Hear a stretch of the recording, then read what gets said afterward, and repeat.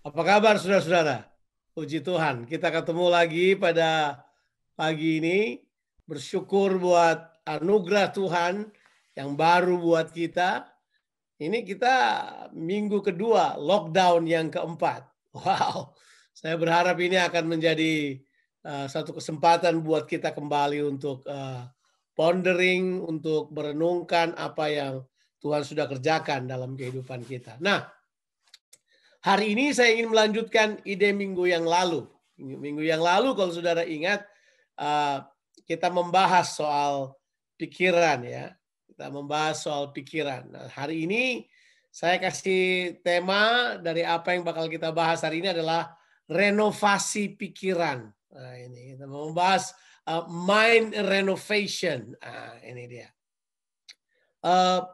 Tentu saudara paham mengapa saya sering sekali berkhotbah tentang berpikir, cara berpikir, sudut pandang, karena itu sangat mempengaruhi kita. Percaya atau tidak, perkataan saudara itu terbanyak karena apa yang saudara pikirkan.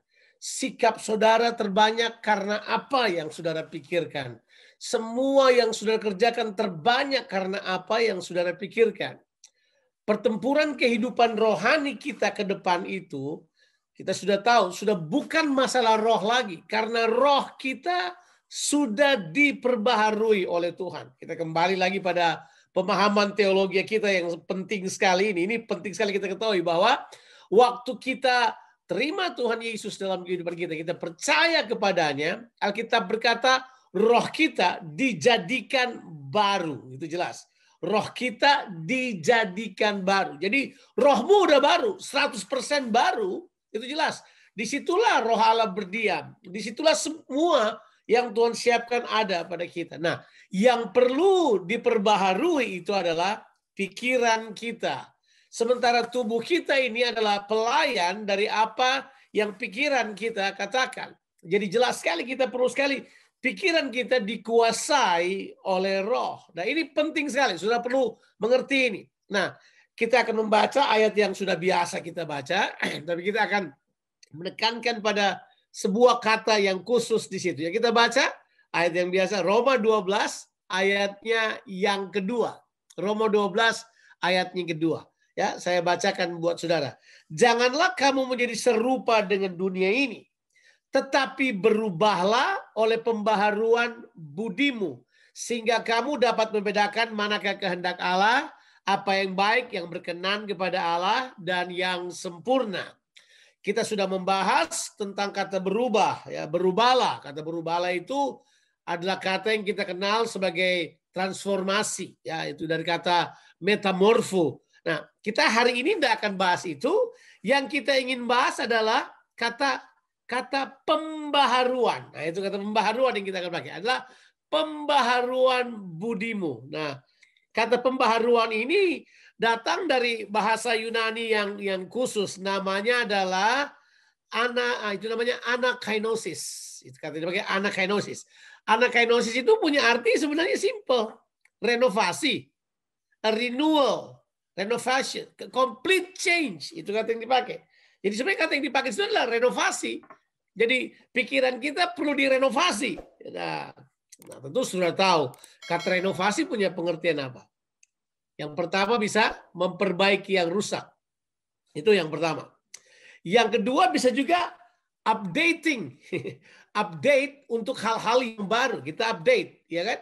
Tapi yang ketiga juga punya pengertian adalah untuk kelihatan lebih bagus, untuk saudara punya sebuah view yang lebih bagus, pandangan yang lebih bagus. Jadi make more beautiful, ya kan? Tapi itu dimulai dengan pemahaman ini bahwa kita semua punya pemikiran perlu mengalami renovasi, perlu mengalami pembaharuan. Ya, ini dia. Ini kata yang kita nggak anggap remeh. Ini kata yang penting buat kita. Kalau saudara perhatikan baik-baik, saudara akan menemukan bahwa kata renovasi ini akan menjadi penting sekali buat kita kalau kita sungguh-sungguh memperhatikan apa yang dikatakan dari ayat 1 sampai ayatnya yang keempat. Mengapa? Sebab kalau kita tidak mengalami renovasi pemikiran, kita akan sangat sulit untuk terlibat dalam pelayanan. Kita sangat sulit nanti untuk mengaktualisasi diri kita di dalam pelayanan-pelayanan sesuai dengan karunia yang Tuhan sudah berikan buat kita. Ada banyak orang yang punya karunia hebat, tapi mereka tidak bisa berfungsi dengan baik. Disebabkan karena apa, saudara? Disebabkan karena pikiran mereka tidak mengalami renovasi. Pikiran mereka kalau kita sebut saja ketinggalan di belakang. Nah, tentu kita sudah bahas minggu lalu bahwa kita perlu diedit, diaudit, diperiksa dulu pikiran kita. Pikiran kita tuh kayak apa sih? Apa sih yang menyebabkan pikiran kita ini sering bingung, sering khawatir, sering cemas, gampang marah, gampang berpikir negatif. Pernah nggak saudara perhatikan hal tersebut? By the way, your minds are yours. Pikiran saudara itu milik saudara. Itu refleksi kehidupan saudara. Jadi tolong diperhatikan pikiran saudara. Apakah saudara betul-betul memikirkan pikiran saudara? Pernah nggak saudara periksa pikiran saudara? Sudah bahas itu. Kita mau periksa pikiran kita kan? Kita mau cari tahu apa benar pikiran kita. Ada banyak orang yang tidak memperhatikan pikirannya. Saya cuma ingatkan pada saudara, pikiran saudara seperti taman. Betul ya? Saudara mesti tahu apa yang ditanam di situ. Kalau kemudian yang ditanam di situ pohon monster, saudara mesti cabut itu. Kalau yang ditanam di situ pohon kebencian, saudara mesti cabut segera. Jangan biarkan ada pikiran-pikiran yang asing datang di pemikiran saudara dan saudara biarkan dia seperti itu. Saudara mesti mencabutnya, jangan biarkan.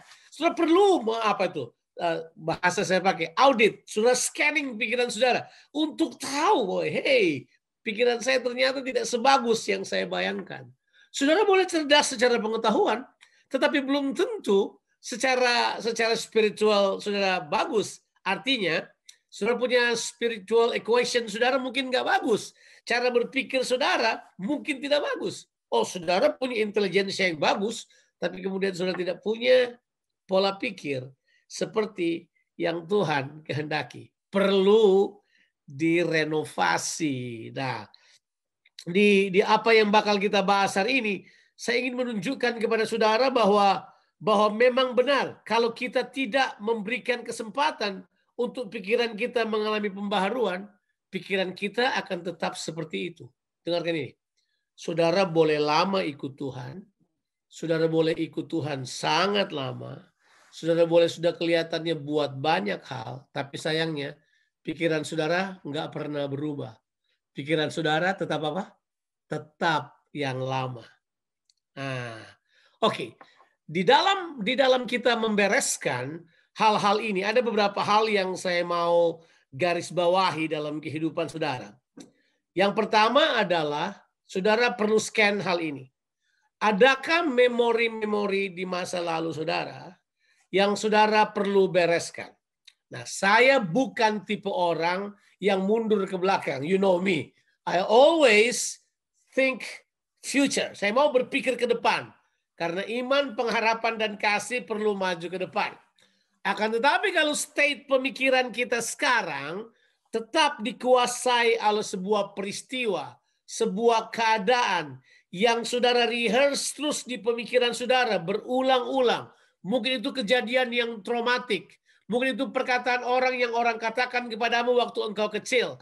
Mungkin itu adalah hal-hal yang kemudian membuat saudara membuat keputusan-keputusan yang kemudian memenjarakan saudara pada sebuah keadaan yang tidak bebas, tidak merdeka. Saudara kemudian terperangkap terus pada kenangan masa lalu, hal-hal yang ada di belakang. Saya mau katakan kepada saudara, hampir semua yang Paulus katakan buat kita berhubungan dengan hal tersebut, Paulus katakan ini, aku melupakan apa yang ada di belakangku. Nah, itu kita perlu tinggalkan.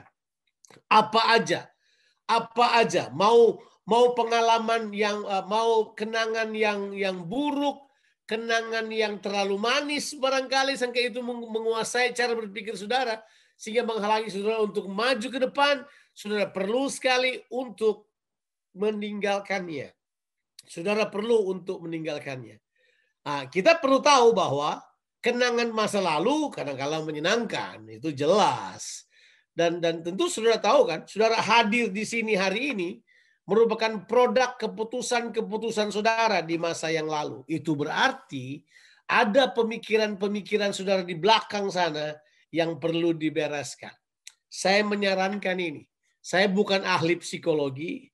Saya tidak tahu mengenai hal ini terlalu banyak. Tapi saya harus katakan kepada saudara. Kalau ada memori yang membuat saudara tiba-tiba berubah mood. Memori membuat saudara kemudian berubah sikap. Memori yang membuat saudara berubah berubah cara berpikir terhadap orang lain. Saya mau beritahu ini buat saudara. Hentikan. Hentikan hal tersebut. Terbanyak pemikiran itu saya sebut sebagai pemikiran apa? Pemikiran offenses. Pemikiran sandungan. Pemikiran kekecewaan di masa yang lalu. Hentikan pemikiran itu. Kekecewaan yang membuat saudara memutuskan banyak hal. Berhati-hatilah. Saya cerita sedikit. Waktu saya mulai bertobat, terima Tuhan, saya ada di bawah bimbingan seorang hamba Tuhan yang saya kagum sekali. Sampai sekarang saya tetap menganggap beliau sebagai seorang yang investasi banyak dalam kehidupan saya. Tapi hamba Tuhan ini jatuh. Dan soal jatuh apa tidak, itu pilihan manusia. Saya tetap menghargai Bapak ini. Tapi tentu sudah mesti tahu kan, kita kecewa kadang-kala. Kalau orang yang kita anggap sebagai panutan kehidupan berbuat kesalahan, bisa jadi kita kecewa karena hal tersebut. Dan saya juga. Saya bukan orang terlalu pintar dan Superman. Saya juga kecewa. Saya kecewa. Dan saya tidak sadar hal tersebut. Tebak, kekecewaan saya mempengaruhi pola pikir saya. Mempengaruhi banget. Waduh, saya kecewa banget. Saya kasih contoh, pengaruhnya kayak apa. Saya kecewa karena dia adalah seorang yang luar biasa. Sampai saya sudah cerita pada saudara, saya sampai berdoa, Tuhan kalau Tuhan mau pakai saya seperti Bapak ini. Ya, itu doa yang salah sih. Ya. Jadi kemudian ini yang terjadi. This is powerful. Satu kali saya hadir di kebaktian, di ibadah. Semua sudah baik, kita sudah ampuni, sudah pengampunan loh, sudah. Tapi saya tidak mengizinkan pikiran saya mengalami renovasi. Saya tidak mengizinkan pemikiran saya diperbaharui. Saya tidak membuang traumatik pemikiran yang menyebabkan saya kecewa. Ini yang terjadi. Jadi saya hadir di sebuah kebaktian. Saya duduk di sebuah ibadah, terus kemudian pendetanya berkhotbah. Pendetanya berkhotbah, saya kena Pak, saya kena sekali. Firmannya kena sekali sama saya. Dan saya tahu persis di dalam saya berkata gini, kamu mesti bertobat, kamu mesti berespon pada firman Tuhan ini.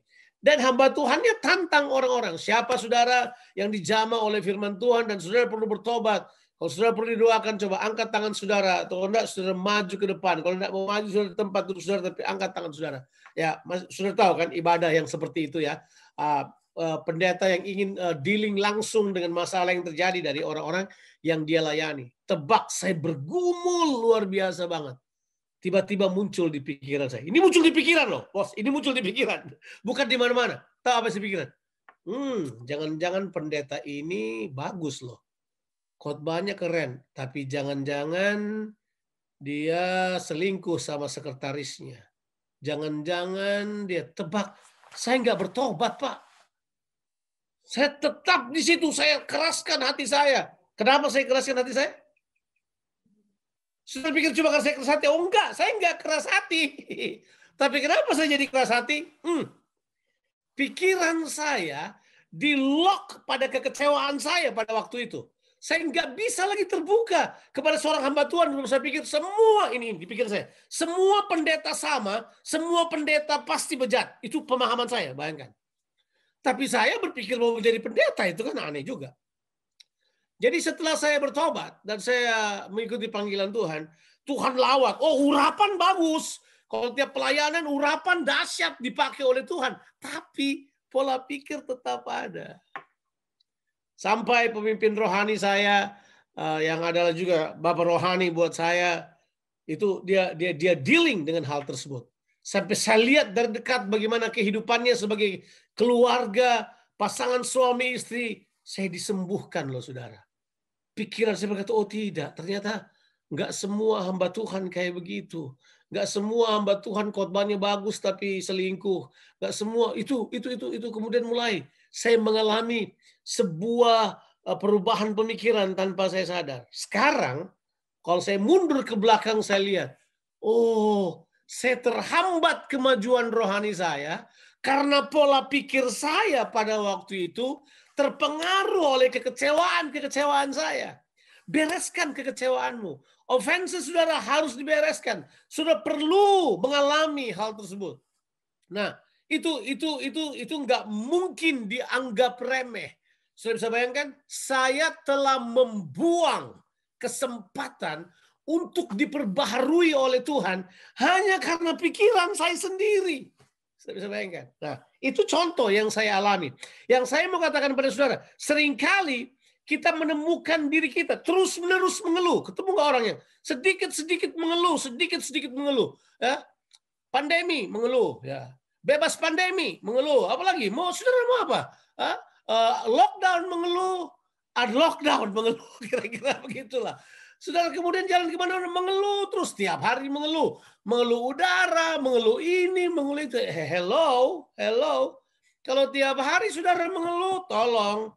Itu perlu renovasi. Itu perlu upgrade. Jangan-jangan keluhan tersebut muncul dari pola pikir yang telah berurat akar di dalam diri saudara. Yang berkata begini, saya tidak mungkin mendapatkan kepuasan. Saya tidak mungkin mendapatkan kebahagiaan. Saya tidak mungkin mencapai apa yang Tuhan. Mungkin orang pernah berkata kepada saudara, kok kamu gak akan berhasil. Kamu gak akan mungkin menjadi seperti ini. And you rehearse that in your mind. Saudara izinkan itu ada dalam diri saudara. Pernahkah saudara cemburu, iri hati? Saudara merasa orang lain, rekan pelayanan, teman pelayanan sebagai saingan, sebagai kompetitor? Oh, jangan-jangan ada hal-hal yang salah di pemikiran saudara. Itu semua hanyalah main game. Saudara perlu bereskan itu. Saudara perlu selesaikan. Saudara perlu melakukan apa yang saya sebut tadi, renovasi pemikiran. Kita harus tahu, kita dapat menjadi lebih baik dari kita sekarang ini. Bisa. Cara berpikir kita yang perlu diubah. Kalau saudara tidak bisa ubah keadaan saudara, rubah pola pikir saudara. Ya, itu sangat penting. Saudara harus create pemikiran di dalam pemikiran kita untuk membuang semua pola pikir yang toksik. Pola pikir yang beracun itu kita harus buang. Kita harus tinggalkan pola pikir yang tidak sesuai dengan kehendak Allah. Tapi bisa juga apa yang saya sebut dengan renovasi itu adalah upgrading. Ya. Mengganti, membuang bisa, ganti semuanya, tapi mungkin juga upgrading cara berpikir kita. Updating. Mungkin aplikasi di kepala kita sudah not updated. Udah kelamaan. 32 tahun ikut Tuhan. Cara berpikir kita kayak 32 tahun yang lalu. Update dong, Pak. Update dong. Kelamaan. Udah nggak bisa tersambung kepada hal-hal yang baru. Jadi lambat cara berpikir. Nggak bisa seperti yang Tuhan inginkan. Perlu update. Kalau perlu update ini, saudara perlu datang kepada sumber update-nya. Tuhan. Saudara perlu new revelation. Saudara perlu bertumbuh dalam pengenalan akan Allah. Saudara perlu masuk kepada hal-hal yang Tuhan inginkan. Saudara perlu izinkan saudara diisi oleh kebenaran firman Tuhan. Cognitively, secara pengetahuan, informasi boleh. Tapi juga saudara mengalami apa yang disebut dengan perenungan-perenungan yang konstan sampai saudara kemudian memiliki pola pikir yang diperbaharui. Saudara masih ingat kan statement ini? Ya, statement ini bahwa anggur baru itu harus masuk dalam apa? Kirbat yang baru. Betul ya? Anggur baru itu harus masuk dalam apa? Kirbat yang baru. Tahu kirbat ya? Kantong kulit. Jadi zaman dahulu nggak ada botol. Kayak sekarang zaman dahulu orang isi air dalam kirbat. Kirbat itu terbuat dari kulit. Kalau dia sudah mulai lama, dia nggak elastis lagi, dia jadi kaku. Pikirannya jadi kaku, pola pikirnya jadi kaku. Makanya hidupnya kaku, gitu. Nggak punya wawasan yang luas. Nah, kalau saudara mengalami kehidupan kerohanian saudara seperti itu, saudara mungkin perlu update. Saudara perlu datang pada Tuhan dan mengizinkan Tuhan update cara berpikir saudara. Pola pikir saudara perlu dibaharui. Ya, perlu ganti aplikasi sedikit atau memperbarui aplikasi, update, ya kan? Nah, updating ini kadangkala kalau kirbat itu cara update-nya bagaimana? Direndam dalam air. Kulit direndam dalam air sampai dia lembut sekali lagi. Waduh. Ini ada waktu-waktunya loh. Ada waktu-waktunya di mana kita perlu untuk mengizinkan diri kita tenggelam dalam firman Tuhan aja. Izinkan firman Tuhan bersihkan semua kotoran-kotoran dalam pemikiran kita. Izinkan firman Tuhan membasahi kehidupan kita. Ya. Seperti Raja Wali itu, ya. Dia kadang-kala harus patok dia punya apa sih? Raja Wali punya apa itu? Bignya dia itu sampai dia kemudian pecah supaya kemudian tumbuh yang baru lagi, ganti sayapnya supaya bisa bulu-bulunya kemudian dibuang supaya kemudian ganti yang baru untuk terbang. Ini menunjukkan bahwa kita perlu kadangkala diperbaharui oleh firman Tuhan. Mau ganti aplikasi pemikiran, tebak firman Tuhan. Tidak ada jalan lain. Tenggelam dalam firman Tuhan. Izinkan firman Tuhan isi diri saudara. Isi terus diri saudara. Kita perlu sekali untuk memiliki renovasi pemikiran. Kita perlu. Sudah perlu updating cara berpikir saudara. Sebab kalau tidak, berbahaya. Nah, sekarang. Yang berikut. Alkitab beritahukan kepada kita. Renovasi pemikiran kita ini akan sangat menentukan sekali kita membedakan kehendak Allah. Kalau ada kesempatan di mana kita perlu sekali kemampuan membedakan adalah sekarang.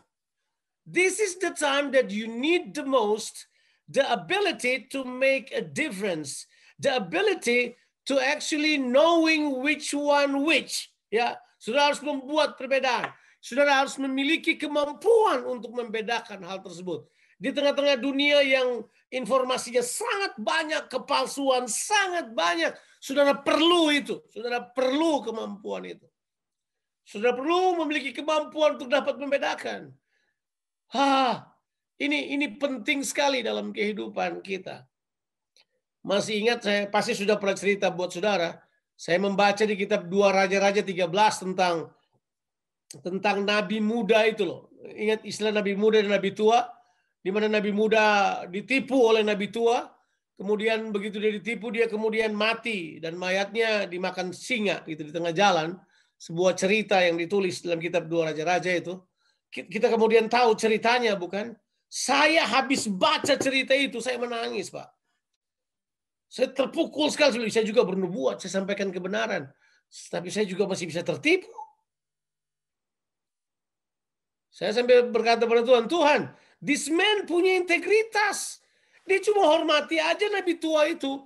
Dia duduk makan sama nabi tua itu karena dia respect pada nabi tua. Karena ada ayat juga yang berkata siapa menghormati nabi akan mendapatkan upah nabi. Dia mungkin respect aja seniornya. Kita diajar respect kan kepada senioritas? Jelas dong. Itu beberapa hari saya sedih banget baca itu. Sampai Tuhan beritahu buat saya. Dia punya integritas. Cuma dia tidak punya kemampuan membedakan. Aduh. Saya kemudian sadar. Saya sudah katakan pada saudara, kita hidup di zaman di mana informasi can come anywhere. Sudah perlu bertumbuh dalam hal tersebut. Renovasi pemikiran saudara perlu ditambah lagi. Supaya saudara kemudian dapat membuat perbedaan. Dapat memiliki kemampuan membedakan. membedakan roh, membedakan ajaran, membedakan isme, membedakan gaya hidup yang harus dipilih. Kita perlu hal tersebut. Itu muncul dari dalam kemampuan membedakan hal tersebut. Ya, saya mesti selesai, saya tidak boleh khotbah terlalu panjang. Saya mesti segera selesai. Saya sekarang mau masuk pada hal yang saya anggap penting. Kalau begitu, bagaimana sikap kita terhadap renovasi pemikiran ini? Sikap apa yang harus kita terus bangun dalam pemikiran kita? Tentu sudah pernah dengar hal ini, tapi saya cuma mau ulangi lagi pada saudara, bahwa di ayatnya yang ketiga dari kitab Roma 12 ayatnya yang ketiga, Alkitab beritahu buat kita. Dalam berhadapan dengan pemikiran, kita perlu anugerah dari Tuhan. Kita perlu berpikir kasih karunia. Kita perlu berpikir bahwa Tuhan mau supaya kita mengalami terobosan dalam pemikiran kita. Berdasarkan kasih karunia yang dianugerahkan kepadaku, aku berkata kepadamu setiap orang di antara kamu, janganlah kamu memikirkan hal-hal yang lebih tinggi daripada yang patut kamu pikirkan. Tetapi hendaklah kamu berpikir begitu rupa sehingga kamu menguasai diri menurut ukuran iman yang dikaruniakan Allah kepada kamu masing-masing. Yang pertama, berpikir kasih karunia. Apa sih artinya berpikir kasih karunia? Berpikir untuk menyerah kepada kemampuan Tuhan yang Tuhan berikan kepada kita. Kita izinkan Tuhan beracara lewat kita oleh firman-Nya. Itu namanya berpikir grace. Berpikir grace adalah berpikir kasih karunia. Berpikir Tuhan adalah fokusnya. Tuhan adalah pusatnya. It's all about God. Saya akan diubahkan oleh Tuhan untuk mencapai apa yang Tuhan inginkan. Itu cara berpikir yang pertama. Tapi yang kedua adalah hukum kepatutan berpikir. Berpikirlah hal-hal yang patut. Ya. Itu kata bagus tuh, hukum kepatutan berpikir. Hal-hal yang patut ini perlu kita garis bawahi dalam kehidupan kita, ya. Itu kata yang dipakai adalah soberly according, ya. Soberly according, ya. Itu kata yang dipakai di dalam bahasa Inggris, dalam King James dikatakan begini, dia bilang begini, dikatakan begini, not to think of himself more highly than he ought to think, but to think soberly according as God. Itu kata yang dipakai di dalam adalah soberly. Ya, itu kata yang bagus untuk kita berpikir dengan kesadaran penuh. Nah, ini yang saya maksudkan, kita perlu mengembangkan kesadaran ini dalam diri kita. Sadar terus. Perhatikan cara pikirmu. Perhatikan apa yang kamu katakan. Perhatikan kehidupanmu. Itu penting sekali. Penting sekali buat kita. Jadi yang pertama adalah berpikir kasih karunia. Yang kedua, berpikir menurut hukum kepatutan. Patut nggak saya berpikir seperti ini? Patut nggak saya menyombongkan diri di hadapannya dia? Patut nggak saya sombong, membesarkan diri di hadapan orang lain? Patut nggak saya berpikir bahwa saya lebih baik daripada dia? Patut nggak? Tanyakan hal-hal tersebut. Patut nggak saya iri hati kepadanya? Patut nggak saya cerita di belakangnya dia? Patut nggak saya melakukannya? Ada hukum kepatutan. Tapi yang terakhir Alkitab beritahu buat kita, ditulis dalam Alkitab adalah kita harus berpikir sehingga itu dapat menghasilkan penguasaan diri dalam diri kita. Berpikir apa yang bisa menciptakan penguasaan diri dalam kehidupan kita. Haleluya. Alkitab beritahu pada kita, kalau kita mengizinkan Roh Kudus datang dan menguasai kehidupan kita. Alkitab berkata bahwa Tuhan tidak memberikan kepada kita roh ketakutan, tapi Dia memberikan kepada kita roh yang penuh dengan kuasa, kasih, dan pengendalian diri. Nah, kata pengendalian diri itu bahasa Inggrisnya adalah sound mind. Pikiran yang sehat, pikiran yang terdeteksi, pikiran yang diperiksa, pikiran yang mengalami perubahan ke arah Kristus, pikiran yang Tuhan kehendaki. Saya akhiri dengan membaca Efesus pasalnya yang kelima. Maafkan hari ini agak panjang khotbahnya, tapi ya kita berdoa supaya ini bisa menolong saudara berpikir, menolong saudara untuk memperhatikan hal ini, supaya saudara terus mengalami perubahan di dalam Tuhan. Saya mau kita membaca Efesus pasalnya yang kelima. Kita membaca ayatnya yang ke-15. Saudara tentu harus membaca, biasanya orang kalau baca ini dia akan baca sampai ayat 17. Tapi saya akan membaca ayat 15 buat kita semuanya, ya. Karena itu perhatikanlah dengan saksama bagaimana kamu hidup. Janganlah seperti orang bebal, tetapi seperti orang arif. Orang berhikmat. Pola pikirmu, Pak, yang penting. Pola pikir ini adalah pola pikir yang asyir pengertian akan kehendak Tuhan. Saya merindukan bahwa garam kita semuanya adalah orang-orang yang mengerti kehendak Allah. Ya, kita semua adalah orang-orang yang baca Alkitab, mengenal isi hati Tuhan, mengerti kehendak Tuhan. Yuk, kita mulai dengan renovasi pemikiran kita. Caranya adalah perhatikan pemikiranmu. Periksa pemikiranmu. Update pemikiranmu. Kemudian hiduplah dengan cara berpikir seperti yang saya katakan tadi. Berpikir kasih karunia, berpikir sepatutnya, dan berpikir pengendalian diri. Doa saya, kita semua akan bertumbuh dalam pengenalan akan Tuhan. Saya percaya Roh Kudus akan bekerja lebih banyak lagi. Kalau mungkin sudah berpikiran salah terhadap orang lain, hari ini bereskan. Kalau mungkin engkau mulai nggak suka orang cuma karena cara berpikirmu yang salah. Orang itu mungkin nggak apa-apa, cuma saudara saja yang salah. Cara berpikirmu yang sudah biarkan salah. Berprasangka, tidak mengizinkan Tuhan mengoreksi cara berpikir kita. Kita izinkan lewat pembacaan firman Tuhan, lewat merenungkan firman Tuhan. Pikiran kita diperbaharui, pikiran kita dikoreksi. Tuhan Yesus memberkati kita sekalian. Amin. Amin.